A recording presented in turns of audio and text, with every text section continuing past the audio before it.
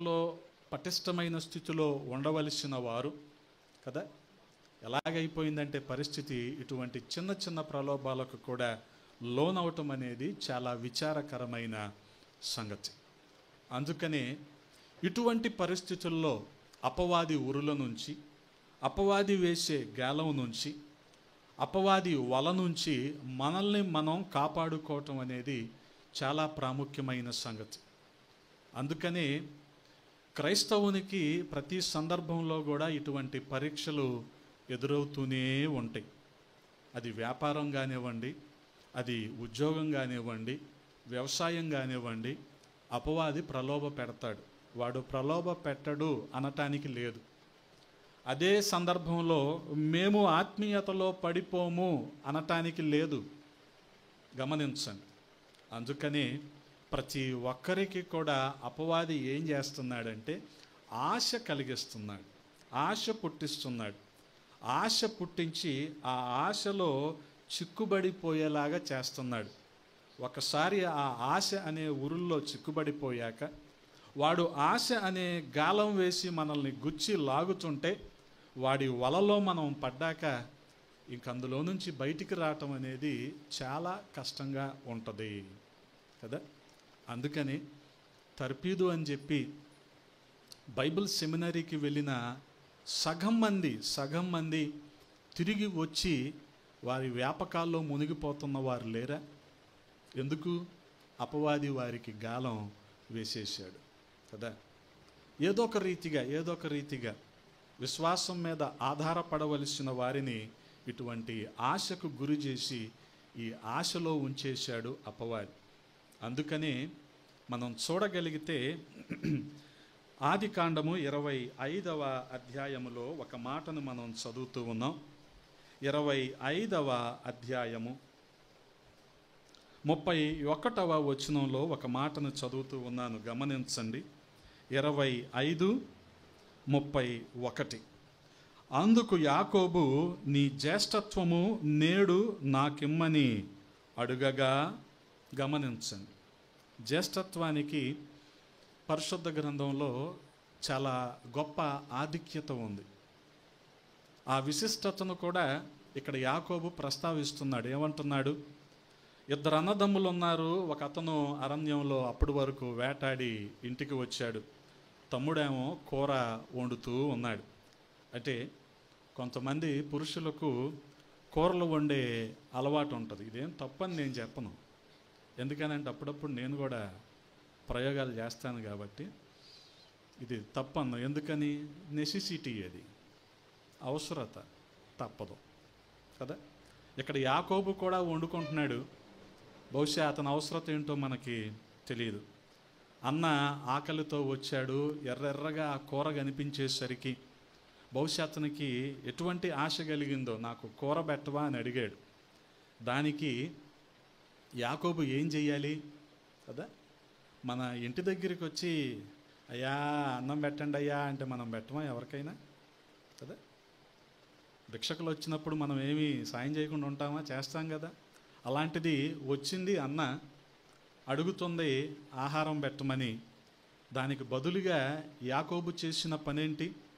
రక్త సంబంధి అని కూడా చూడకుండా ఏమంటున్నాడు? నీ జ్యేష్ఠత్వాన్ని నాకివ్వు అంటున్నాడు. బహుశా యాకోబులో ఎంత కాలంగా ఆ జ్యేష్ఠత్వం మీద ఆశ ఉందో మనకు తెలియదు. ఎంతకాలంగా ఆ జ్యేష్ఠత్వం మీద కన్నేసి ఉంచాడో మనకు తెలియదు. ఎందుకనంటే ఉన్న కుమారులందరికీ ఒక ఎత్తు అయితే జ్యేష్ఠ కుమారుడికి 2 ఎత్తులు, అంటే డబుల్ పోర్షన్ కదా. ఉన్న ఆస్తిలో 2 వాటాలు అతనికైతే మిగతా వాళ్ళందరికీ కూడా ఒక భాగమే. ఇతనికి మాత్రం, అనగా ఏశావుకు మాత్రం 2 భాగాలు. ఇంతకు మించి జ్యేష్ఠ కుమారుడనే హోదా. వీటన్నిటి మీద యాకోబుకి ఏం కలిగిందో చెప్పనా? ఆశ కలిగింది. ఈ ఆశలో యాకోబు చిక్కుబడిపోయాడు కదా. అధికారం కావచ్చు, ధనం కావచ్చు, పేరు ప్రఖ్యాతలు కావచ్చు. మనిషి ఇటువంటి ఆశలో చిక్కుబడిపోయాడు అనుకోండి, ఇక అన్న అనే విచక్షణ, తల్లిదండ్రులనే గమనం, బంధుత్వం అనే విచక్షణ, ఇవన్నీ మనిషి కోల్పోతాడు. ఇప్పుడు యాకోబు కూడా ఆ ఆశలో చిక్కుబడిపోయాడు. అపవాది యాకోబుకి ఎటువంటి ఆశ పెట్టాడు? ఇక్కడ జ్యేష్ఠత్వం అనే ఒక ఆశ పెట్టాడు కదా. దేవుని చిత్తానుసారంగా ఉంటే దేవుడు దీవించే సమయానికి దీవిస్తాడు కదా. దీవించకపోయినా యాకోబుకి వచ్చిన నష్టం ఏంటి? కానీ ఇక్కడ యాకోబులో ఎంతసేపు ఈ ఆశ అతనిలో బలంగా పనిచేస్తూ ఉంది కదా. షడ్రకు, మేషాకు, అబేద్నెగోల్ని ఆ మండుతున్న అగ్నిగుండంలో పడేశారు. పడేసినప్పుడు వాళ్ళు అంటున్న మాట ఏంటి? ఖచ్చితంగా మా దేవుడు మమ్మల్ని రక్షించటానికి సమర్థుడు. ఒకవేళ రక్షించకపోయినా మేమైతే బాధపడేది ఏం లేదు, ఆ విగ్రహానికి మొక్కేది కూడా ఏమీ లేదు అన్నారు. ఇది కదా విశ్వాసం, ఇది కదా నిరీక్షణ కదా. దేవుడు దీవిస్తే దీవిస్తాడు. ఇప్పుడు ఇతనికి వచ్చి నష్టం ఏంటి? గడవటం ఏమైనా కష్టంగా ఉందా యాకోబుకు? ఇంటి పట్టునే ఉంటున్నాడు. పోనీ ఏశావు వెళ్ళినట్టు అరణ్యంలోకి వెళ్ళి ఎండకు ఎండుతూ ఏదో వేటాడి తీసుకొచ్చి తినాల్సిన అవసరం ఏమైనా ఉందా? ఇంటి పట్టునే ఉండి హాయిగా జీవించాల్సిన యాకోబు తనకు కలిగిన ఆశ వలన ఏమడుగుతున్నాడు ఇప్పుడు ఏశావును?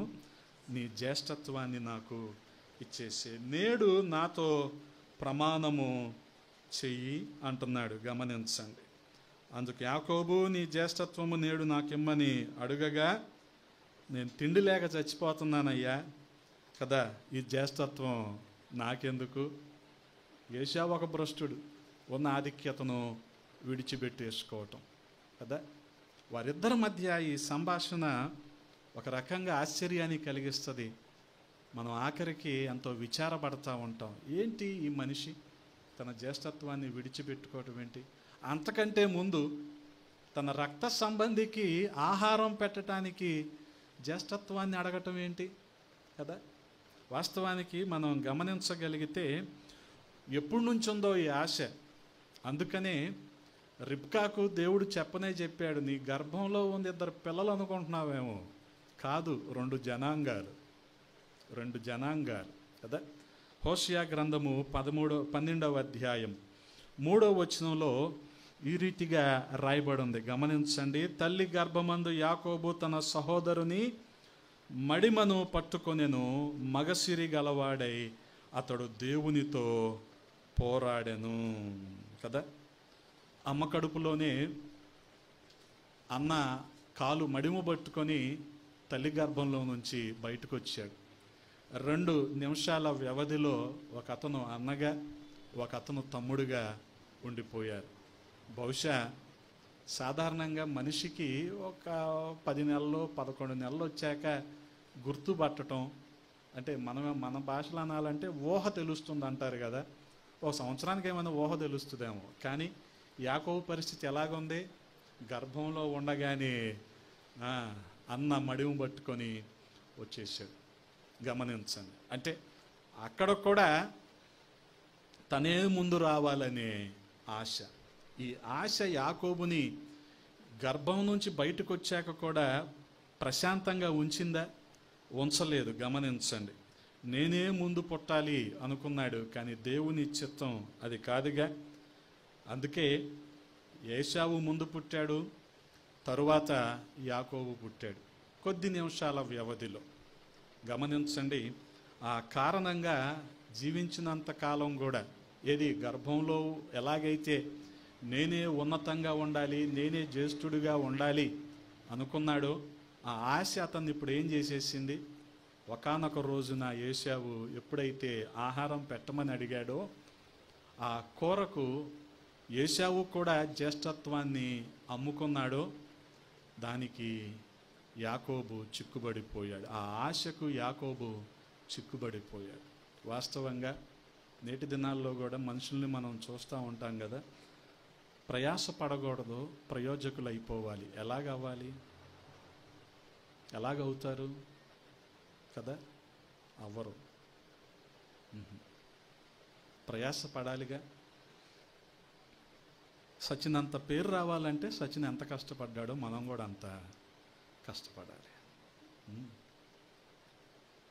సచిన్ లాంటోడు గన్నవరం ఎయిర్పోర్ట్లో దిగి డైరెక్ట్గా మూలపాడు స్టేడియంకి వెళ్ళిపోయి ఆడడం 2 రోజుల ముందే వచ్చి నెట్ ప్రాక్టీస్ చేసి అప్పుడు అసలు మ్యాచ్ ఆడతాడు. అంటే ఎంత ప్రయాసపడుతున్నాడు కదా, దీనికోసం ఎంత త్యాగం చేసి ఉంటాడు. సరిగ్గా తిని తినక కేవలం గ్లూకోజ్ లాంటిదో చిన్న అట్టిపళ్ళు లాంటివో తిని ఒక రోజంతా కదా. ఇది ఎవరికి తెలుసు? ఈ ప్రయాస ఎవరు గుర్తిస్తారు? ఎవ్వరూ పట్టించుకోరు. కానీ జనాల ఆశ ఏంటి? సచిన్ అంత అయిపోవాలి, సచిన్ అంత అయిపోవాలి కదా.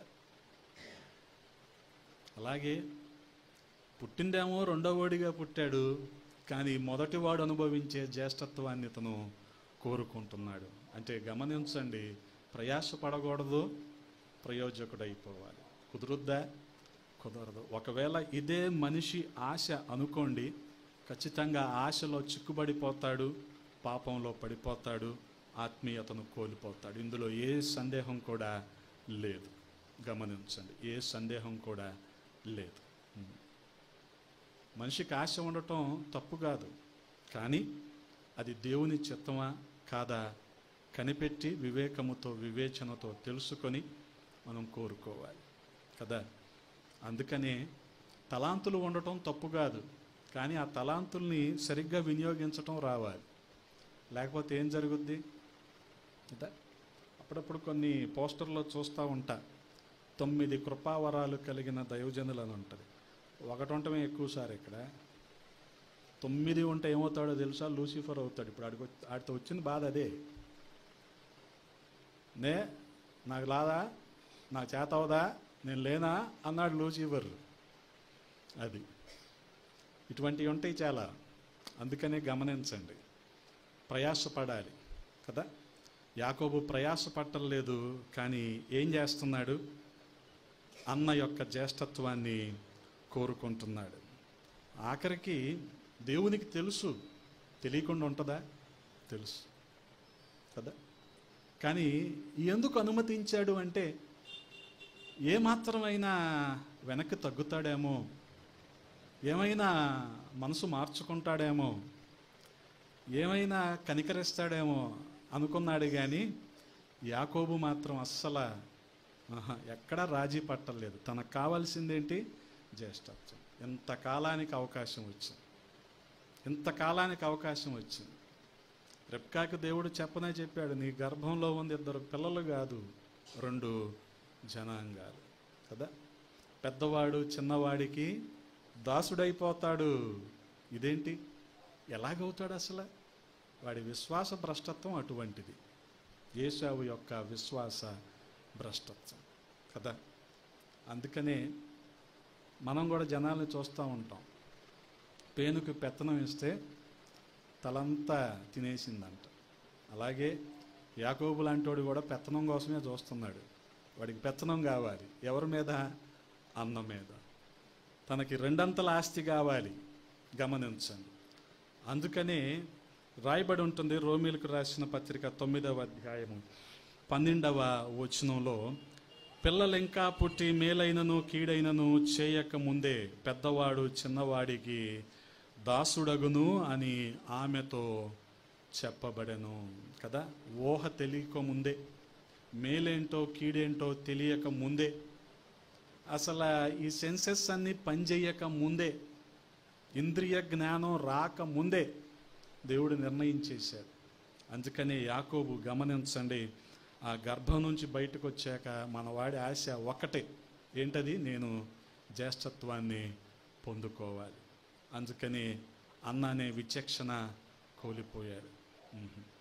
ఒకవేళ ఇది తెలిస్తే తండ్రి ఏమంటాడో అన్న విచక్షణ కూడా లేదు. ఇవన్నీ కూడా మర్చిపోయాడు. మర్చిపోయి ఏం చేస్తున్నాడు? ఆశలో చిక్కుబడిపోయాడు.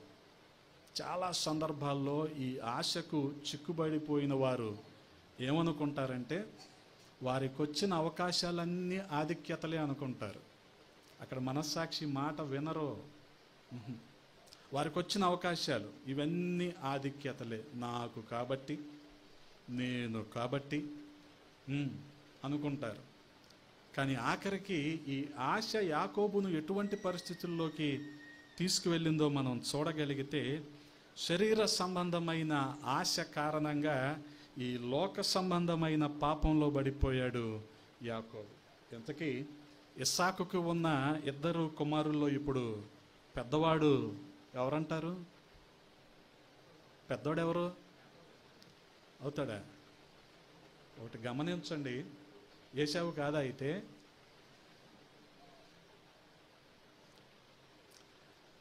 జ్యేష్ఠత్వాన్ని అమ్ముకోవటం వల్ల ఏశావు నష్టపోయాడేమో కానీ, కోరిచ్చి జ్యేష్ఠత్వాన్ని కొనుక్కున్నందువల్ల యాకోబేం బాగుపడలా. ఇది మర్చిపోకూడదు. కోరిచ్చి కొనుక్కున్న జ్యేష్ఠత్వం ఇది. ఆయన దానంగా ఇచ్చింది కాదు, మనోడు కొనుక్కున్నాడు. అందుకనే గారడి సీమోను ఏం చేశాడు? తన దగ్గర ఉన్న డబ్బుతో కృపావరాలు కొనుక్కోవాలని చూశాడు. అందుకనే వీళ్ళేమన్నారు, నీ వెండి నీతోనే నశించిపోద్ది. ఎందుకని?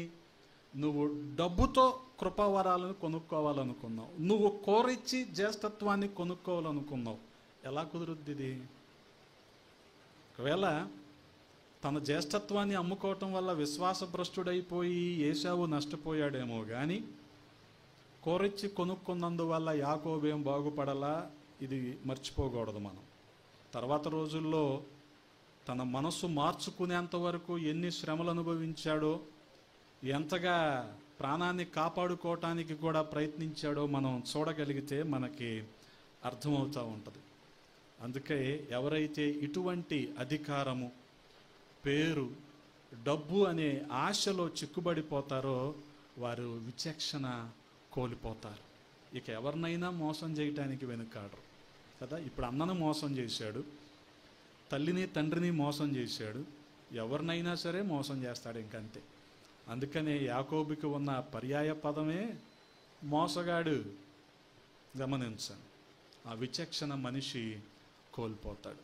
అందుకనే ఇటువంటి ఆశకు క్రైస్తవుడు చిక్కుబడకూడదు. చిక్కుబడితే విచక్షణ కోల్పోతాడు, విశ్వాసభ్రష్టుడైపోతాడు. గమనించండి, గమనాలు ఏమీ తెలియవు. ఇది మంచి, ఇది చెడు, మనం చేయకూడదు, మనం చెయ్యొచ్చు, తెలియదు. బయట సమాజంలో జరుగుతున్న మోసాలన్నీ కూడా ఇటువంటివి. మీకు నూజివీడు నుంచి హనుమాన్ జంక్షన్ వెళ్ళే రోడ్లో బహుశా సరిగ్గా ఆ మీర్జాపురం దగ్గరలో తుక్లూరు అనే ఊరు వస్తుంది.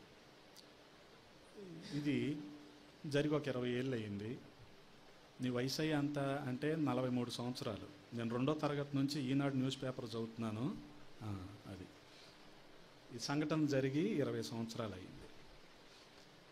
అప్పుడు ఎలా ఉండేదో తుక్కులూరు, ఇప్పుడంటే నేను రెగ్యులర్గా ట్రావెల్ చేస్తా కాబట్టి ఆ రోడ్లో అన్ని ఇండస్ట్రీస్, చాలా వరకు ఇండస్ట్రీస్ వచ్చేసినాయి. కార్గిల్ ఫుడ్స్ కానీ, జెర్సీ పాలు కానీ, ఇటువంటి ఇండస్ట్రీస్ అన్నీ ఆ రోడ్లోనే ఉంటాయి. చాలా టైల్స్ కంపెనీలు, చాలా ఇండస్ట్రీస్ ఉంటాయి అక్కడ తుక్కులూరులో. నేను చదివిన విషయం ఏంటంటే, ఈనాడు పేపర్లో ఒక అతను తన పొలం అమ్మగా వచ్చిన డబ్బులతో, అంటే ముందేది అడ్వాన్స్ ఇస్తారు, కొన్ని రోజుల తర్వాత మొత్తం అమౌంట్ ఇస్తారు కదా, ఆ మొత్తం తీసుకోవటానికి వెళ్ళి వస్తా 2 మంచి ఎడ్లు కొనుక్కొని చీకటి పడిపోయిందన్న ఉద్దేశంతో, ఇక ఇప్పుడంటే అన్నీ ఉన్నాయి కానీ ఆ రోజుల్లో అంత అడవుల్లాగా ఉంటాయి కదా 20 ఏళ్ల క్రితం, ఆ తుక్కులూరులో ఆగి, ఇప్పుడంటే డాబాలు ఉంటాయి, అప్పుడు ఏముంటాయి అని ఊహించుకుంటున్నారు మీరు? పెంకుటిల్లు ఉంటాయి కదా, డబ్బులు రిచ్. ఆ పెంకుటిల్లు ఉండి ఎదరేముంటుంది? అరుగు ఉంటుంది కదా, చావిడి అరుగు. అక్కడ ఈ రాత్రికి నిద్రపోయి ఎడ్లను కూడా ఇక్కడే ఉంచి తెల్లారిక అంత వెలుగులో వెళ్దాము, చీకట్లో ఎందుకులే అనుకొని ఆ ఇంటి వాళ్ళని అడిగి, ఇదేంటి పరిస్థితి, ఇంత డబ్బులు నా దగ్గర, ఈ దాయండి మీ దగ్గర, ఇదిగో ఎడ్లు ఇక్కడే ఉన్నాయి, నేను ఈ రాత్రికి ఇక్కడ నిద్రపోయి తెల్లారి ఇవన్నీ తీసుకొని వెళ్తాను అనుకున్నాను. ఆ ఇంటి యజమానికి ఆశ కలిగింది, టవల్లో ఎంత మూట కనిపించేసరికి. మరి 100లో ఇచ్చారో డబ్బులు 500లో ఇచ్చారో మనకు తెలియదు, కానీ ఇంత మూట కనిపించేసరికి అతనికి ఆశ కలిగింది.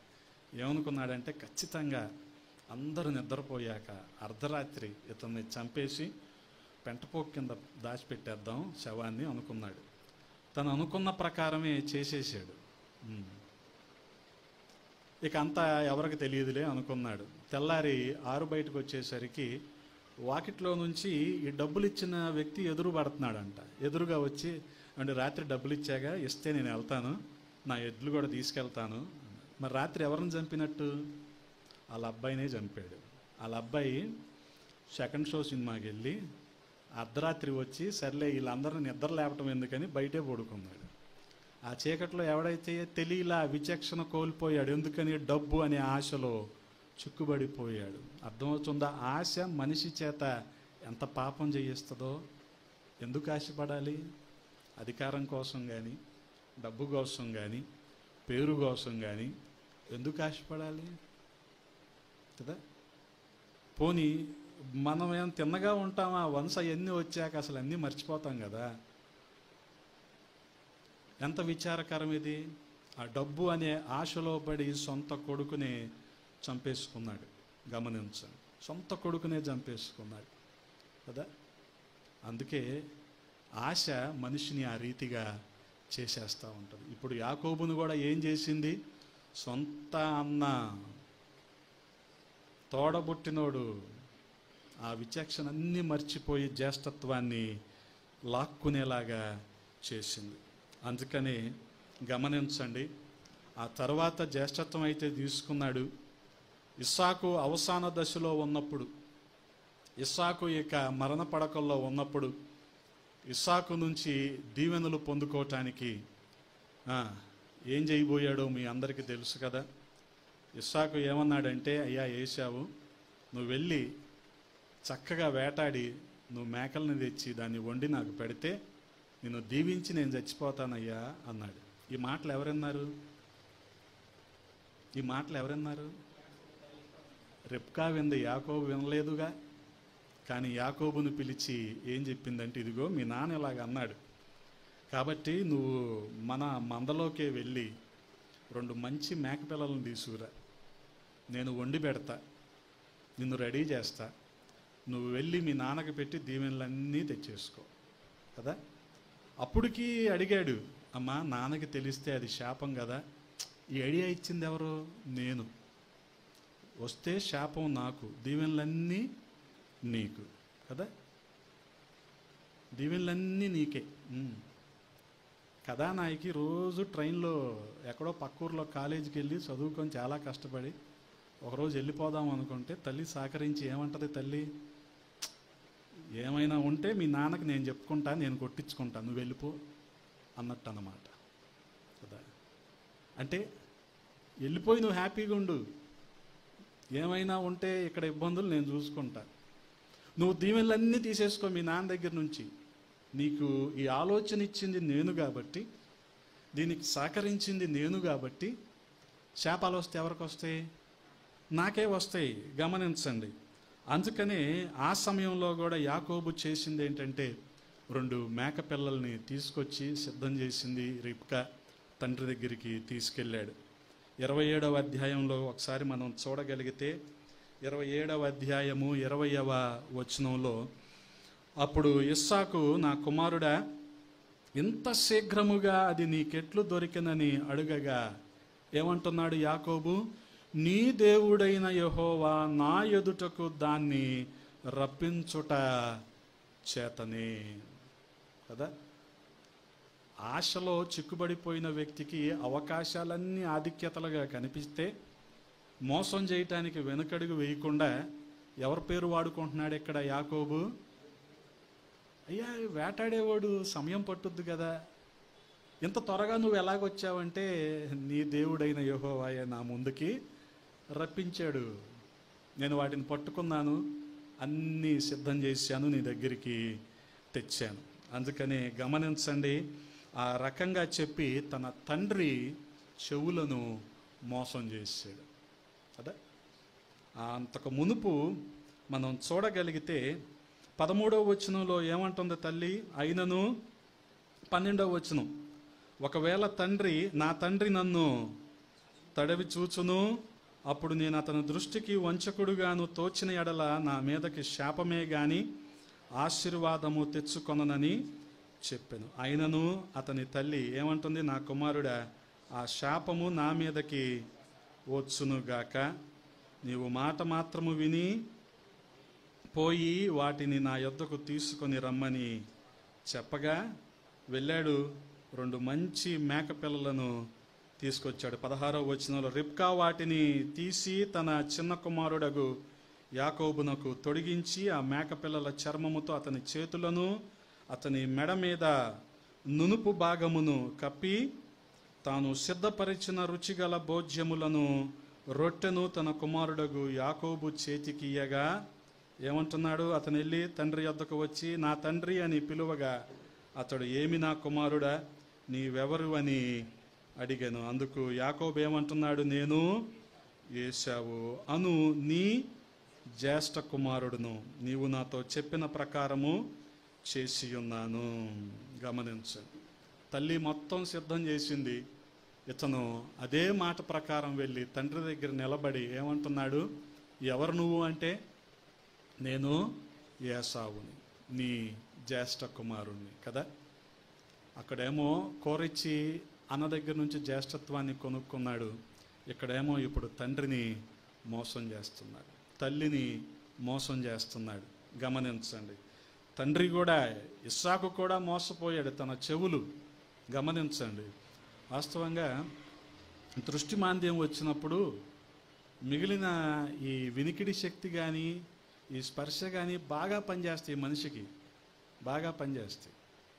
ఎప్పుడైనా సరే మీరు కళ్ళు లేని వారిని గమనించండి, ఇవి పని చేయవు కదా, మిగతావన్నీ డబల్ రేషియోలో పనిచేస్తాయి. వినికిడి కానీ స్పర్శ కానీ చాలా జాగ్రత్తగా వాళ్ళు చేసుకుంటారని, మనకంటే బాగా. మనం కళ్ళు మూసుకొని అది 100 రూపాయల నోట 200 రూపాయల నోట మనం చెప్పలేము, వాళ్ళు చెప్పగలరు. అంటే ఇప్పుడంటే బ్రెయిలీ గీతలు ఇచ్చారు కానీ 4 ఇవ్వకపోయినా చెప్పగలరు వాళ్ళు, అంత గొప్ప వాళ్ళు.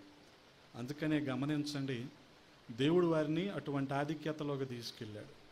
ఒకటి పని చేయట్లేదంటే మిగతాయి చాలా బాగా పనిచేస్తాయి, మిగతాయి చాలా బాగా పనిచేస్తాయి.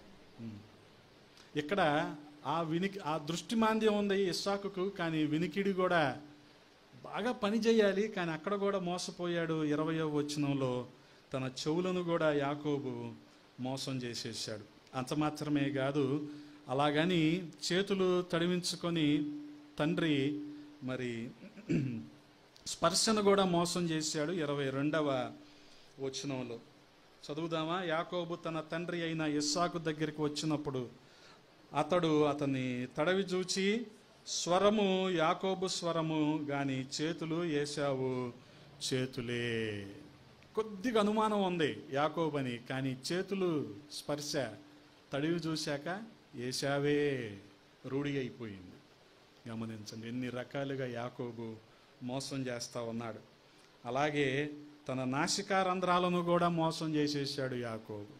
27వ వచనంలో చూస్తారా, అతడు దగ్గరకు వచ్చి అతని ముద్దు పెట్టుకొనెను. అప్పుడు అతడు అతని వస్త్రముల వాసన చూచి అతని దీవించి ఇట్లా, నేను ఇదిగో నా కుమారుని సువాసన, యెహోవా దీవించిన చేని సువాసన వలె నున్నది. ఎన్ని రకాలుగా తండ్రిని మోసం చేశాడో చూశారా. వినికిడి దగ్గర మోసం చేసేసాడు, స్పర్శలో మోసం చేసేసాడు, ఈ వాసన దగ్గర మోసం చేసేసాడు. ఏమనాలి ఇంకా యాకోబుని మోసగాడు కాకపోతే కదా. ఎందుకు ఇన్ని రకాలుగా ప్రయత్నిస్తున్నాడు అంటే ఆశ కలిగింది. దేని మీద? ఆశీర్వాదం మీద. అంతకుముందు అన్నను ఎందుకు మోసం చేశాడంటే ఆశ కలిగింది జ్యేష్ఠత్వం మీద. అందుకనే కోరిచ్చి కొనుక్కున్నాడు జ్యేష్ఠత్వాన్ని. గమనించండి, ఏ వ్యక్తి అయితే ఈ ఆశకు చిక్కుబడిపోతాడో ఇక మనుషుల్ని మోసం చేయటానికి వెనుకాడడు. కుటుంబము, తల్లిదండ్రులు, బంధుమిత్రులు అన్న విచక్షణ కోల్పోతాడు. ఎవరైనా ఒకటే, అతనికి కావాల్సిందేంటి? తన ఆశ నెరవేర్చబడిపోవటం. అందుకని గమనించగలిగితే ఈ ఆశను బట్టి ఏమైనా సంపాదించుకున్నాడా అంటే ఏమీ లేదు. ఆఖరికి యాకోబుకి ఏమి మిగిలింది? చేతికర్ర ఒక్కటే మిగిలింది. గమనించండి, చేతికర్ర ఒక్కటే. యోర్దాను దాటి వెళ్ళే సమయానికి చేతికర్ర ఒక్కటే ఉంది. ఎందుకని? ఈ దీవెనలన్నీ పోగొట్టుకున్నాడు కదా. జ్యేష్ఠత్వం పోయింది, ఆ విషయం తెలిసిపోయింది ఏశావుకి. తర్వాత తండ్రి నుంచి రావాల్సిన ఆశీర్వాదాలు, దీవెనలు ఉన్నాయి కదా అనుకుంటే అది కూడా ఏశావు కంటే ముందుగానే వెళ్ళి ఆ కోరిచ్చి ఆ ఆశీర్వాదాలు కూడా పోగొట్టుకున్నాడు ఏశావు. ఇక యాకోబును వదులుతాడా? తరుముతున్నాడు. యాకోబు కూడా ప్రాణభయంతో వెళ్ళిపోయాడు. గమనించండి, మరి కూరబెట్టి సంపాదించుకున్న జ్యేష్ఠత్వం, నాన్నను మోసం చేసి పొందుకున్న ఆశీర్వాదం, ఇవేవి కూడా యాకోబు వెంట రాలేదు. గమనించగలిగితే ఆదికాండము 32వ అధ్యాయము 10వ వచనంలో ఈ రీతిగా రాయబడి ఉంది, నీవు నీ సేవకునికి చేసిన సమస్తమైన ఉపకారములకును సమస్త సత్యమునకును అపాత్రులను. ఎట్లనగా నా చేతికర్రతో మాత్రమే ఈ యోర్దాను దాటి తిని. జ్యేష్ఠత్వం లేదు, తండ్రి దగ్గర నుంచి సంపాదించుకున్న, మోసం చేసి తెచ్చుకున్న ఆశీర్వాదాలు లేవు. ఇప్పుడు ప్రాణభయం మాత్రం ఉంది, అతని చేతిలో కర్ర మాత్రమే ఉంది. గమనించండి, అందుకని ఆశలో చిక్కుబడితే ఎంతటి మోసానికైనా మనిషి తెగబడతాడు. ఆ అధికారం లేకపోతే మనిషి బతకలేడా? ఆ డబ్బులు లేకపోతే మనిషి బతకలేడా కదా? ఆ పెత్తనమే చెయ్యకపోతే మనిషి బతకలేడా? కానీ ఏంటంటే చెయ్యాలి. గమనించండి, ఓబీ అంటారు, ఆర్గనైజేషనల్ బిహేవియర్. ఎంబీఏలో ఒక అద్భుతమైన పేపర్ ఉంటుంది. ఈ ఆర్గనైజేషనల్ బిహేవియర్లో మనిషి మనస్తత్వాన్ని బట్టి 10 మంది మధ్యలో కలివిడిగా పనిచేసేటప్పుడు, అది ఏ ఆర్గనైజేషన్ అయినా అవ్వచ్చు, ప్రైవేట్ అయినా గవర్నమెంట్ అయినా, వాళ్ళు ఏదో ఒక రకమైన గుర్తింపును కోరుకుంటారు. అందుకనే రెవెన్యూ ఓడు పెట్టుకొని కేసులు ఉండవు, పక్కోడి మీద, ఆడి మీద, ఈడి మీద. ఆఖరికి రిటైర్ అయిన తర్వాత కూడా కేసులు పెట్టుకుంటారు రెవెన్యూ వాళ్ళు. అంటే నా దృష్టిలో రెవెన్యూ ఉద్యోగం చేయకపోవడమే మంచిది క్రైస్తవుడు. ఎందుకు? అలాంటివన్నీ ఏదో డబ్బు కోసం చేసి మన సాక్ష్యం ఎందుకండి పోగొట్టుకోవటం కదా? మన సాక్ష్యం ఎక్కడైతే పోగొట్టుకోవాల్సిన పరిస్థితి వస్తుందో, ఎక్కడ మన ఆత్మీయతను దిగజార్చుకోవాల్సిన పరిస్థితి వస్తుందో, అటువంటి చేయకపోవడమే మంచిది. చేసి ఎందుకు, ఎవరికి ఉపయోగం అయ్యింది కదా? ఎత్తుకు పై ఎత్తులేసి, ఎప్పుడు చూడలేదా మీరు? ఏసీబీ కేసులన్నీ రెవెన్యూలోనే ఉంటాయి. ఎందుకు పట్టిస్తారు? ఒకడి మీద ఒకడికి ఏదో ఒక రకమైన ప్రొఫెషనల్ జెలసీ.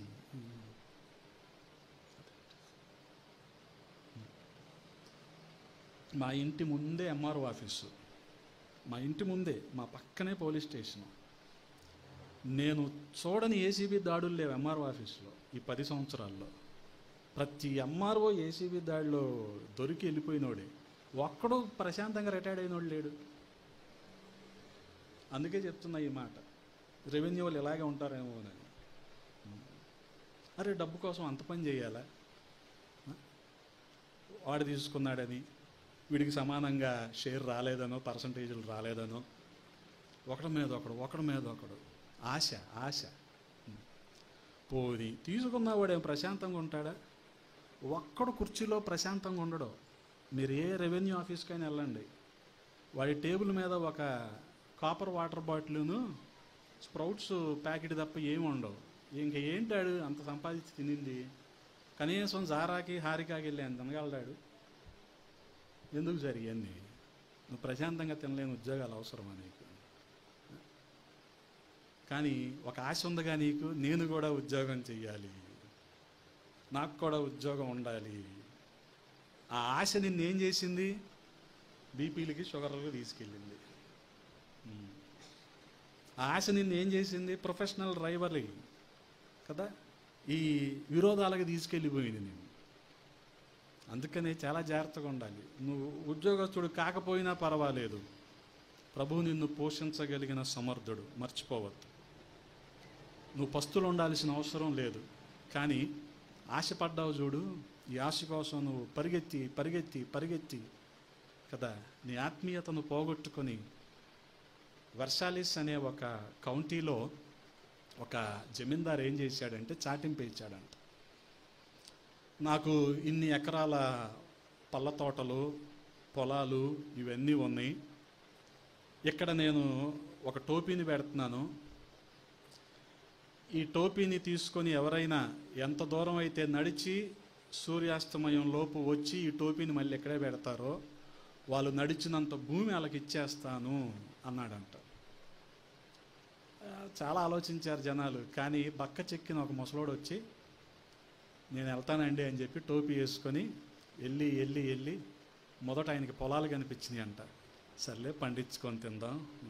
అవి కూడా దాటి వెళ్ళాక పళ్ళ తోటలు కనిపించినాయి. ఆహా ఇంకేంటి ఎక్స్పోర్ట్ చేసేయచ్చు, అవి చేయొచ్చు ఇవి చేయొచ్చు అని అవి కూడా దాటుకుంటూ వెళ్ళి వెళ్ళి వెళ్ళి కానీ వెళ్తానే ఉన్నాడు, ఆశ తీరట్లా మనిషికి.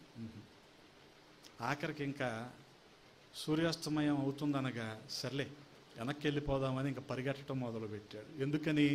తిరిగి వెళ్తే కానీ తను నడిచిన భూమి అంతా తనకి రాదు. కానీ సగం దూరంలోనే ప్రాణాలు విడిచేశాడు పరిగెత్తలేక కదా. అప్పుడు ఆ జమీందారు అన్నాడంట, ఈ ఎకరాలన్నీ కాదు, వీడికి కావాల్సింది 6x3 అవి ఇచ్చేయండి అన్నాడంట. ఏంటది? గొయ్యి. ఇలాగా ఆశ వెంట పరిగెత్తే ప్రతి మనిషి పరిస్థితి గొయ్యే. అవసరమా మనకి? అందుకనే గమనించండి, ఆశపడకూడదు. దేవుని చిత్తానికి వెలుపల మనం ఇంత ప్రయాస పడకూడదు, అవసరం లేదు. గమనించండి. అందుకనే చాలా సందర్భాల్లో మనం అర్థం చేసుకోగలిగితే యాకోబుకు ఉన్న ఇటువంటి ఆశ మనుషుల్లో మనం చూస్తూ ఉంటాం. ఈ ఆశ వారిని ప్రశాంతంగా ఉండనివ్వదు, పరిగెత్తేలాగా చేస్తుంది. ఆఖరికి వాళ్ళ గమ్యాన్ని ఏమైనా చేరుకుంటారంటే లేదు కదా. అందుకని ఇటువంటి వారు ఎలా ఉంటారంటే, ఇర్మియా గ్రంథంలో రాయబడి ఉంటుంది 17వ అధ్యాయము, ఇర్మియా గ్రంథము 17వ అధ్యాయము 11వ వచనంలో రాయబడి ఉన్న మాటను చదువుతున్నాను. న్యాయ విరోధముగా ఆస్తిని సంపాదించుకొనువాడు ఎలాంటి వాడో అక్కడ రాయబడి ఉంది. తాను పెట్టని గొడ్లను పొదుగు కౌజు పెట్టవలే ఉన్నాడు. Which is not lawful. ఏది న్యాయ విరోధమైనదో, ఏది న్యాయబద్ధమైంది కాదో అలాగ సంపాదించుకునేవాడు ఎలాగుంటాడంట? పెట్టని గొడ్ల మీద పొదిగే కౌజు పెట్టలాగా ఉంటాడు. సగము ప్రాయములో వాడు దానిని విడువవలసి వచ్చును. అట్టివాడు కడపట వాటిని విడుచుచు అవివేకిగా కనబడును. గమనించు, ఈ లోకంలో ఏదో ఉంది అన్న ఆశతో పరిగెత్తేవారు కదా. పరిగెత్తి పరిగెత్తి పరిగెత్తి ఒక పొలాన్ని 2-3 రిజిస్టర్ చేసేవాళ్ళు, ఒక స్థలాన్ని 4 రిజిస్టర్ చేసేవాళ్ళు. ఏం సంపాదించుకుంటారు సార్? ఏం సంపాదిస్తారు చెప్పండి కదా. ఒకానొక రోజున అవన్నీ విడిచి వచ్చేయాలి కదా. మనం అనుకోవచ్చు 14 ఏళ్ళ తర్వాత తెలుస్తుంది కదా ఇది ఎవరికి వెళ్తుందో. ఎందుకంటే సివిల్ కేసులన్నీ 14 సంవత్సరాలు పడతాయి అని అంటూ ఉంటారు కదా. ఎలా ఉంటుందంటే పరిస్థితి, కోర్టు కేసుల గురించి మీకు తెలియదుగా, తెలుసా? ఎలా ఉంటుందంటే, కేసు గెలిచినోడు బాగానే ఉంటాడు, ఓడిపోయినోడు కోర్టులోనే ఏడుస్తాడంట, గెలిచినోడు ఇంటికి వచ్చి ఏడుస్తాడంట. అర్థమైందా? ఓడిపోయినాడు నేను ఓడిపోయానే అని కోర్టులోనే ఏడుస్తాడు, కానీ గెలిచినోడు ఇంటికి వచ్చి ఏడుస్తాడు. ఎందుకు? ఉన్న దానికోసం ఆ పంతానికి పోయి లాయర్ని బతికిచ్చాడు కదా ఈ 15 ఏళ్ళు. అందుకనే ఆశకు మనిషి చిక్కుబడకూడదు. చిక్కుబడితే యాకోబు లాంటి పరిస్థితి, ఏవి ఉండవు, సగంలో పోతాయి కదా. ఈ కౌజు పెట్ట కూడా ఒకానొక రోజున ఆ గుడ్లను విడిచిపెట్టి వెళ్ళిపోవాల్సిందే. ఎందుకని? కోడి వస్తుంది, అది కూర్చుంటుంది, ఇదేదో కూర్చుంది, అదంతా 1 డే సీఎం లాగా అన్నమాట. ఆ ఒక్కరోజే అది దాని మీద కూర్చోవటం. అందుకనే గమనించండి, అటువంటి మోసం ఏమాత్రం కూడా ఆలోచించకుండా మోసానికి తెగబడే యాకోబులాగా అయిపోతారు. గమనించగలిగితే తండ్రిని మోసం చేశాడు, తల్లిని మోసం చేశాడు, అన్నను మోసం చేశాడు. ఇటువంటి మోసగాడి దగ్గరికి దేవుడు దిగొస్తున్నాడు. ఆదికాండము 28వ అధ్యాయములో మనం గమనించగలిగితే 16వ వచనం నుంచి 22వ వచనం వరకు ఉన్న వాక్య భాగంలో ఏ రీతిగా మరి ఒక కొన, ఆ నిచ్చెన యొక్క కొన ఆకాశానికి, మరొక కొన భూమికి ఉందో, అలాగే ఆ నిచ్చెన మీద దేవదూతలు ఎక్కుతూ దిగుతూ ఉన్నారో ఇటువంటి దర్శనాన్ని చూశాడు. ఈ మోసగాడిని దేవుడు దర్శించాడు. ఆ తర్వాత ఎక్కడికి వెళ్ళాడు? తెల్లారింది 29వ అధ్యాయములో హారానులో ఉన్న మామ దగ్గరికి వెళ్ళాడు. ఇప్పుడు అన్నం కోసం పనిచేయటం మొదలుపెట్టాడు కదా. ఎండకు ఎండుతున్నాడు, వానకు తడుస్తున్నాడు. ఏ రీతిగా అభివృద్ధి చెందుతున్నాడో, అభివృద్ధి చెందినప్పుడల్లా మరి లాబాను కుమారులు ఇతని మీద అసూయపడుతూ వచ్చారు. ఇతన్ని ఏమంటారు, నిందిస్తూ హింసిస్తూ వచ్చారు. అంటే వెళ్ళిపోతాడేమో ఇక్కడ నుంచి అని. కానీ యాకోబు మాత్రం వెళ్ళలేదు. గమనించాలి, జీతం విషయంలో లాబాను యాకోబుని మోసం చేశాడు. ఇప్పుడు అర్థమైందా? మోసానికి మోసమే ఎదురవుతుంది. తండ్రిని, తల్లిని, అన్నను మోసం చేశాడు మోసగాడైన యాకోబు. ఇప్పుడు యాకోబుని ఎవరు మోసం చేశారు? లాబాను మోసం చేశాడు. లాబాన్ని ఏమందాం ఇప్పుడు? యాకోబుని మోసగాడు అందాం, లాబాన్ని మోసగాళ్ళకు మోసగాడు. అందుకని మోసానికి మోసమే ఎదురవుద్దండి. ఇందులో ఏ సందేహం కూడా లేదు. మోసం చేస్తే మోసమే ఎదురవచ్చు. అందుకని న్యాయవంతంగా ఉండాలి మనం వ్యాపారం చేసినా, వ్యవసాయం చేసినా, ఉద్యోగం చేసినా. ఎందుకని? ఇదే మోసం మనకి ఎదురవుతుంది కదా. ఎందుకనంటే వ్యాపారం చేసే వాళ్ళకి కొంత ఆశ కలుగుద్ది. 740 మిల్లీలీటర్ల థమ్సప్ లేదా స్ప్రైట్ 40 రూపాయలు ప్రస్తుతం. కానీ ఎంతకు అమ్ముతారు దాన్ని? 45 రూపాయలకి అమ్ముతారు. ఏంటండి 5 రూపాయలు ఎక్కువ అంటే? కూలింగ్. అసలు గరిష్ట అమ్మకపు ధరే నీకు 40 రూపాయలు ఉన్నప్పుడు నువ్వు 5 రూపాయలు పెంచి ఎలాగ అమ్ముతున్నావు? నీ మనస్సాక్షి ఏమైపోయింది? ఒకవేళ నీకు దాని మీద మార్జిన్ లేదనుకో, వదిలేవయ్యా. ఎందుకు మోసం చేయాలి? దానికి నువ్వు సమర్థించుకునేదేంటి? ఇష్టమైన వాళ్ళు కొనుక్కు వెళ్తారు, అందరిని కొనమనుకుంటున్నావా మేము? అసలు ఈ మాటలు తగునా క్రైస్తవుడికి? అందుకనే నువ్వు కల్వరీ వైన్స్ అని పెట్టి నువ్వు అమ్మినా సరే నువ్వు బాగుపడవు, గుర్తుపెట్టుకో. ఎన్ని కుటుంబాల్లో అది అశాంతిని మిగిలిస్తుంది కదా.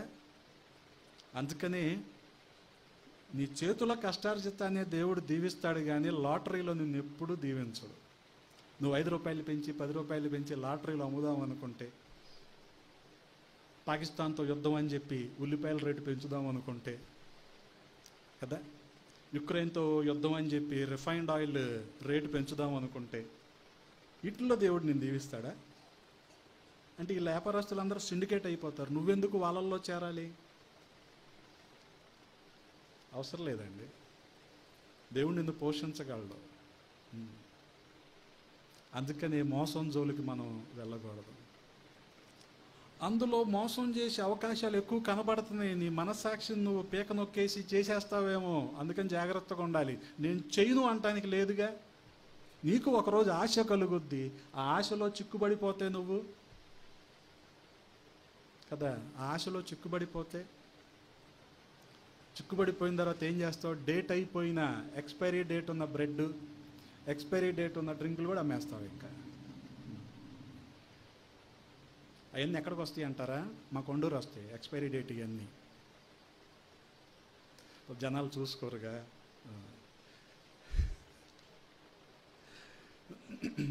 నేను కూడా వాళ్ళకి ఎడ్యుకేటెడ్ లాగా కనిపించాల 10 ఏళ్ల క్రితం కొండూరు సెంటర్లో. అందుకని నాకు కూడా అలాంటి ఇచ్చేవాళ్ళు. నేను చూసి అయిపోయింది కదంటే లేదులేండి అని లోపల పెట్టేసుకునేవాడు. మళ్ళీ ఒక పోనీ ఎక్స్పైరీ డేట్ చూసుకోలేదు తను, నేను చూసి చెప్పాను. అప్పుడు ఏం చేయాలి, దాన్ని పడేయాలి కదా, పడేసేవాళ్ళు కాదు, మళ్ళీ లోపల పెట్టేసుకునేవాళ్ళు.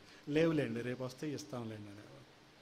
మనకేమో ప్రతి సాయంత్రం ఒక 1/2 లీటర్ థమ్సప్ తాగందే అసలు చాలా కష్టంగా ఉండేది ఆ రోజుల్లో. అది ఎంత అంటే ఇప్పుడు బైబిల్ స్టడీ కూడా లేట్ అయిపోద్ది ఇది లేకపోతే. ఏదో ఒకటి తింటా ఉండాలి పక్కన, చాలా కష్టంగా ఉండేది. వీళ్ళేమో డేట్లు అయిపోయినాయి. ఇదంతా కాదులే, ఎప్పుడో నెలకోసారి విజయవాడ వస్తాం కదా, అప్పుడంటే మనకు విజయవాడ బాధ్యతలు లేవు. ఆ పెచ్చ రోజుల్లో 10 ఏళ్ల క్రితం అక్కడే, అక్కడ పచ్చి పులుసే, అక్కడ పచ్చళ్ళే, అక్కడే అంతే. ఎప్పుడైనా నెలకు 1-2 సార్లు విజయవాడ వచ్చినప్పుడు మొత్తం ఎత్తుకెళ్ళడం మొదలెట్టాం. ఎందుకని, ఈ బాధ ఎవడు పడతాడు, ఉన్న ఆరోగ్యాలే అంతంత మాత్రం కదా. ఆ భయంతో మళ్ళీ అమ్మో, ఎందుకని కొద్దిగా ఆరోగ్యాన్ని కాపాడుకుందాం అనుకోండి, ఇంకో 10 రోజులు ఎక్కువ పరిచర్య చేస్తాం అంతే. దీనికోసం దీవెనయ్య గారు వచ్చి నువ్వు పాలే తాగు అని చెప్పడం, మనం తాగి కాల్షియం పెంచుకుంటే మంచిది. ఆయనే వచ్చి చెప్పవసరం లేదుగా. అది అందుకనే గమనించండి, ఈ ఆశలో చిక్కుబడిపోయి మనం మోసం చెయ్యక మునుపే మారు మనసు పొందాలి. ఇప్పుడు యాకోబు అటువంటి మారు మనసే పొందాడు, దేవుణ్ణి కలుసుకున్నాడు, మారు మనసు పొందాడు. గమనించండి, ఈ మోసం, తను చేసిన మోసం తనకే ఎదురయ్యింది. అందుకనే 31వ అధ్యాయంలో మనం చూడగలిగితే 31వ వచనంలో 31వ అధ్యాయం 1వ వచనంలో మనం చూడగలిగితే, లాబాను కుమారులు మన తండ్రికి కలిగినది యావత్తును యాకోబు తీసుకొని మన తండ్రికి కలిగిన దాని వలన ఈ యావదాస్తి సంపాదించనని చెప్పుకొనిన మాటలు యాకోబు వినెను. అందుకనే ఎక్కడ మనిషి వ్యాపారాత్మకమైన దృక్పథంతో ఉంటాడో నమ్మకాన్ని కోల్పోతాడు, శత్రువులు కూడా ఎక్కువ అవుతారు. అందుకనే కమర్షియల్ యాటిట్యూడ్ అనేది మంచిది కాదు. నువ్వు అద్భుతమైన ప్రసంగికుడివి, నేను కాదన్ను, నువ్వు గంటంపావు ప్రసంగిస్తావు కాదన్ను. కానీ నువ్వు 200కి పుస్తకం అమ్మావు అనుకో, నేను బాధపడతా. నీకు ఆ కమర్షియల్ యాటిట్యూడ్ వచ్చిందనుకో, of course there is no free lunch, ఏది ఊరికనే రాదు. కానీ నువ్వెందుకు 200కి అమ్మాలి కదా. అమ్మితే నీ ధ్యాస అంతా దేని మీద ఉంటుందో తెలుసా, ప్రసంగం మీద కంటే నీ పుస్తకాలు అమ్ముకోవడంలో ఉంటుంది.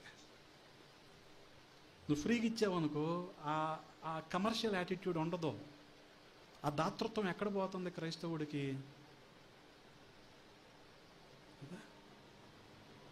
అందుకని చాలా జాగ్రత్తగా ఉండాలి. మన సాక్ష్యం కోల్పోయే పనులు, ఉద్యోగాలు, వ్యాపారాలు, వ్యవసాయాలు చెయ్యకపోవటమే మంచిది. నువ్వు ఖాళీగా పంచాయతీ బెంచీ మీద కూర్చున్నా సరే టైంకి వచ్చి ఏలుముద్ర వేసి నీకు 4,000 ఇచ్చి వెళ్తారు. ఏంటంట, దీనికోసం నువ్వు ఎవరిని మోసం చేయాలి? ఇవ్వట్లేదా మీ ఊర్లో? మా ఊర్లో ఇస్తారు, లేకపోతే ఓట్లేరుగా. అందుకనే గమనించండి, ఆశకు చిక్కుబడిపోతే మనిషి మోసం చేయటానికి ఇంకా తెగబడతాడు. గమనించండి, పక్షి ఎగరగలిగిన సామర్థ్యం ఉండి కూడా ఎందుకు వలలో చిక్కుబడిపోయింది? ఆశ. దానికి అక్కడేయో గింజలు కనిపించింది, ఆ గింజలకు ఆశపడిపోయింది. ఆల్రెడీ తల్లి పిట్ట చెప్పిందంట ఈ పిల్లలతో, వేటగాడు వస్తాడు, గింజలేస్తాడు, వలలేస్తాడు, జాగ్రత్త అని. ఆడు వచ్చాడు, వేసాడు, ఎగిరిపోయేటప్పుడు కూడా, అంటే వలతో పాటు తీసుకెళ్ళిపోయేటప్పుడు కూడా అయ్యే అంటని అంట, వేటగాడు వస్తాడు, గింజలేస్తాడు, తీసుకుపోతాడు అంటనీ, కానీ తప్పించుకోవాలా. అంటే ఎక్కడ పోయింది ఆ విచక్షణ? అదే నీళ్ళల్లో ఈదగలిగి ఎంత లోతుకైనా చెరువులోకి వెళ్ళగలిగే చేప ఎందుకు దొరికిపోయింది? ఆ ఎర అనే ఆశ. ఈ ఆశ మనిషిని చిక్కించుకుంటుంది, జాగ్రత్త కదా. అందుకనే వీడేం చేస్తాడు, ఆ గేలానికి వానపాముని 3 ముక్కలు చేసి గేలానికి గుచ్చుతాడు. ఈ చేపల బ్యాచ్ ఒకటి ఉందిగా, మధ్యాహ్నం ఖాళీకి చేపలు పట్టేవాళ్ళు ఉంటారు కదా. అరే కేజీ 120, 130 వచ్చే చేపలని ఎందుకు గంట సేపు అలాగే నిలబడి ఏదో పెద్ద పనికాహార పథకంలాగా, కరువు పనిలాగా? నీకు టైం విలువ తెలీదా? నీకు ఎలా సమర్థించుకుంటావు దీన్ని? హాబీ అంటావా? క్రియేటివిటీ అంటావా? ఎవడో పిచ్చోడు నాకు చెప్పాడు, గేమ్ ఆడితే ఐక్యూ డెవలప్ అవుద్ది అన్నాడు. అవునా, మరి చదువుకుంటారా అన్నా నేను. గేమ్స్ ఆడితేనంటే ఐక్యూ డెవలప్ అవుద్దంట. టైం ఎంత వేస్ట్ అవుద్దో తెలుసా? దానికి మనిషి బానిస అయిపోతాడు తెలుసా? ఎన్టీఆర్ కాంప్లెక్స్కి వెళ్ళి 30 రూపాయలకి 2 గ్లౌజులు కొనుక్కొని ఇలా అంటా ఉంటాడు. ఏం ఆడావురా అంటే అంటా ఉంటాడు. బానిస అయిపోయాడు దానికి. ఇది లేకపోతే ఉండలేడాడు. ఏం చేస్తాం? అలా 3 ముక్కలు చేసి వానపాముని, ఈ వానపాము కూడా ఎలా తవ్వుతాడు? పెంట పోగుల్లోకి వెళ్ళి తవ్వి దాన్ని 2 వానపాములు తీసి వాటిని మొక్కలు చేసి గేలానికి వేసి, ఆ వైర్ ఉంటుందిగా దానికి ఒక బెండు మొక్క ఎక్కడో కట్టి అలా పెట్టి ఉంచుతాడు. ఇప్పుడు యాకోబు కనుక అన్నాడు చూడండి, ఏమని? నీ దేవుడైన యెహోవా నా ముందరకి ఆ మేకను రప్పించాడు అని. ఈ చేప కూడా అలాగే అనుకుంటుంది, ఆహా గాలిలో ఎగురుతూ ఉంది, నీళ్ళల్లో తేలుతూ ఉంది, నా కోసమే దేవుడు ఈరోజు రెడీ చేశాడు. ఆ ఎరను చూసింది కానీ వెనకాల పాపం అనే గేలాన్ని చూసిందా? ఆశ కూడా అంతే, వెనకాల పాపం ఉంటుంది. జాగ్రత్త. మాట్లాడేటప్పుడు బాగానే ఉంటుంది. మీ అమ్మ ఏం కూర చేసింది? కాకరకాయ. పంచదార వేసిందా? అన్నం తిన్నావా? బాగానే ఉంటుంది. నువ్వు కాబట్టి మాట్లాడుతున్నావు. నాతో ఎవరైనా మాట్లాడతారు అసలు? కానీ దీని వెనకాల ఆడు ఏం ఆశిస్తున్నాడు కదా? ఆడు మాట్లాడుతున్నాడని ఎర్ర నీకు కనపడుతుంది కానీ వాడు ఏం ఆశిస్తున్నాడు? ఆ గేలం నీకు తెలుసా? ఆ గేలం గుచ్చుకుందనుకో, నేను ఎర్రని తిని వెళ్ళిపోతాను అనుకోట కుదురుద్దా? ఆ గేలం గుచ్చుకుందనుకో వాడు ఏం చేస్తాడు? అదే హబక్కూకు చెప్పాడు, వాడు గేలం వేసి గుచ్చి లాగుతున్నాడు. లాగితే ఎక్కడికైనా తప్పించుకుంటుందా చేప? జాగ్రత్త. ఆశపడిన కొద్దీ అపవాది మోసంలోకి తీసుకెళ్తాడు, పాపంలో పడేస్తాడు. ఆ గేలంలో గుచ్చి లాగినప్పుడు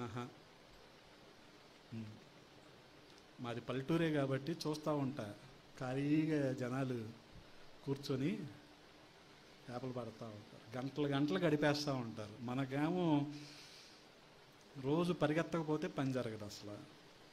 కానీ ఇంత టేక్ ఇట్ ఈజీగా ఎలా గడుపుతున్నారు వీళ్ళు?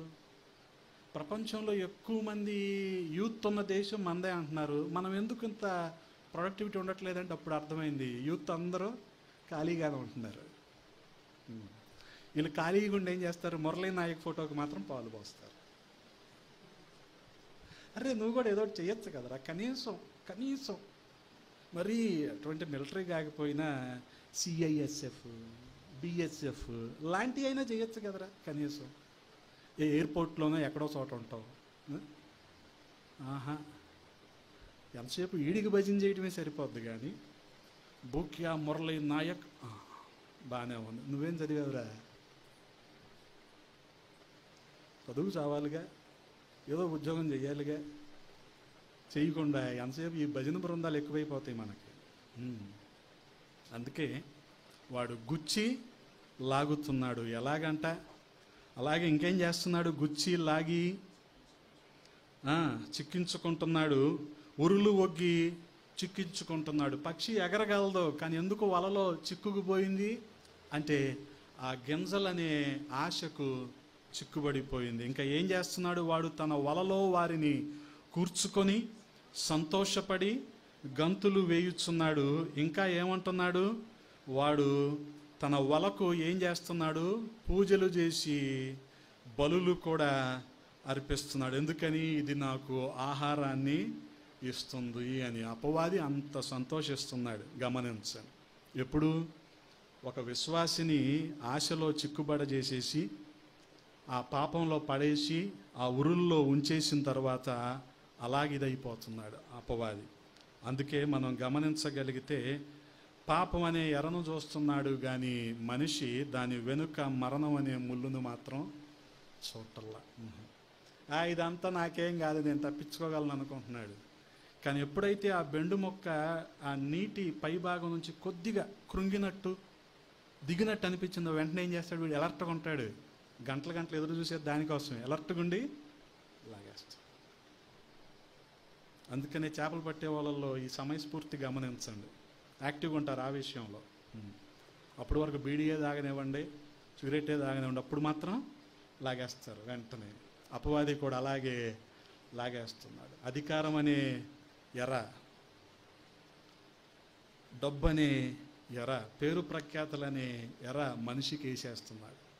దీని వెనక మరణం ఉందన్న సంగతి మనిషి గ్రహించలేకపోతున్నాడు. గమనించండి.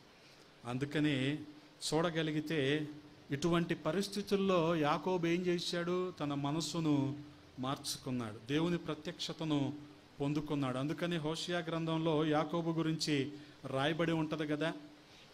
ఆదికాండము 32వ అధ్యాయంలో కూడా రాయబడి ఉంటుంది. ఆ రాత్రి యాకోబు ఒక్కడే మిగిలిపోయాడంట. 32:24లో యాకోబు ఒక్కడే మిగిలిపోయాడు. అందుకే హోషేయ భక్తుడు కూడా అంటున్నాడు 12:4లో, అతడు దూతతో పోరాడి జయముందెను, అతడు కన్నీరు విడిచి అతని బతిమాలెను, బేతేలులో ఆయన అనగా దేవుడు అతనికి ప్రత్యక్షమాయను, అక్కడ ఆయన మనతో మాట్లాడెను.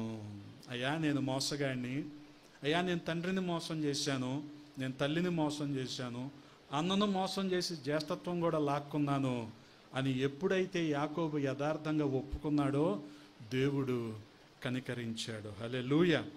అందుకే దేవుడు కేవలం ఆస్తిపాస్తులు ఇచ్చేవాడు మాత్రమే కాదు, మనల్ని మరణం నుంచి జీవంలోనికి దాటిచ్చేవాడు. Hallelujah. Our God is a God of second chance. ప్రతి మనిషికి కూడా దేవుడు రెండవ అవకాశాన్ని ఇస్తున్నాడు.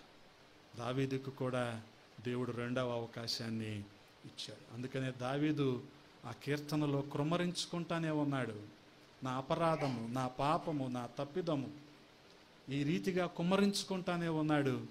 దేవునితో ఐక్యపరచబడ్డాడు. హల్లెలూయా. అందుకనే ఈ ఆశ మన ఆత్మీయతను పాడు చేయక మునుపే, ఈ ఆశ మనల్ని పాపంలో పడేయక మునుపే ప్రభువుని అడుగుదాం, అయ్యా నీ చిత్త ప్రకారం నేను ఉంటాను అని. ఎప్పుడైతే ఆయన అడుగుతామో ఆయన మనకు ఒక మంచి అవకాశాన్ని ఇస్తాడు. మరణంలో నుంచి మనల్ని జీవంలోనికి ఆయన దాటిస్తాడు. హల్లెలూయా. ఆ రీతిగా అపవాది కోరల నుంచి ఆయన విడిపించటానికి సమర్థుడు. దానికోసమే ఆయన శిలువ మీద మనందరి కోసం తన యవ్వన రక్తాన్ని కార్చి మనకు రక్షణ భాగ్యాన్ని ఇచ్చాడు. మన పాపాల నుంచి ఆయన మనల్ని విమోచించాడు. హల్లెలూయా.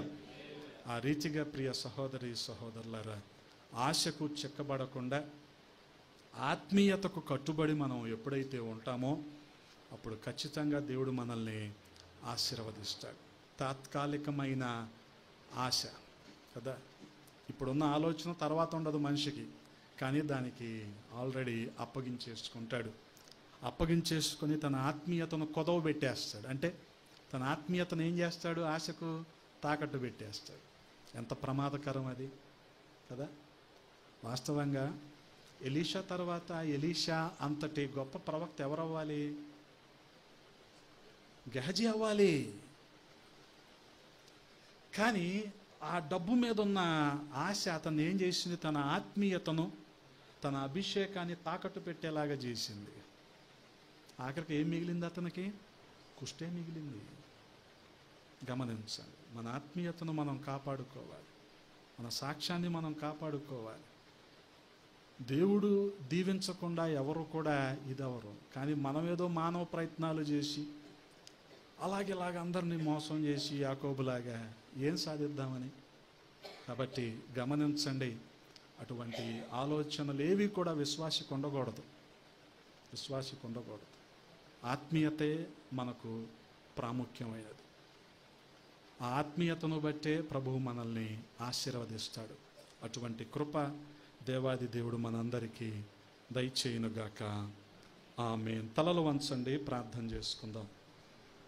పరిశుద్ధుడా, ప్రేమ కలిగిన తండ్రి, ఈ మధ్యాహ్న సమయంలో కొద్ది మాటలను ధ్యానించటానికి నాయన మీరు చూపిన కృపను బట్టి స్తోత్రాలు. రాజా, ఆత్మీయతను కుదవబెట్టి ఆశ వెంట పరిగెత్తి జనాల్ని మోసం చేసి యాకోబు నాయన విచక్షణ లేకుండా కుటుంబానంతటిని మోసం చేసి ఒంటరిగా మిగిలిపోయాడు. మా గమనంలోనికి యాకోబుని తీసుకొచ్చిన విధానాన్ని బట్టి స్తోత్రాలయ్యా. యాకోబుకు మీరు రెండవ అవకాశాన్ని ఇచ్చారు. ఆ రీతిగా మా ఆలోచనలు మీ స్వాధీనంలో ఉంచుకోనండి. మీ స్వాధీనంలో ప్రభావములు నడిపించమని బతిమాలుకుంటున్నాం. మా ఆత్మీయతను మేము కాపాడుకుంటూ నేను మహిమపరిచే వారంగా మేము ఉండుటకు నాయన సహాయము చేయమని, విన్న మాటలు మా హృదయంలో భద్రపరచమని నాయన దైవజనులు రబ్బుని గారు చేస్తున్న పరిచర్యను మీరు దీవించి ఆశీర్వదించమని కోరుకుంటున్నాం. నూతన ప్రాంతాల్లో విస్తరించబడటానికి సహాయము చేయండి. సహకారులు మీరు లేవనెత్తుకున్నారు, వందనాలు. పరిచర్యకు సహకరిస్తున్న ప్రతి ఒక్కరిని మీరు దీవించి ఆశీర్వదించమని యేసయ్య నామములో అడిగి వేడుకుంటున్నాము తండ్రి, ఆమేన్. మీ అందరికీ వందనాలు. దేవుడు మిమ్మల్ని దీవించునుగాక. ఆమేన్. వాక్యం అందించిన జాయ్ గారికి ప్రేమపూర్వక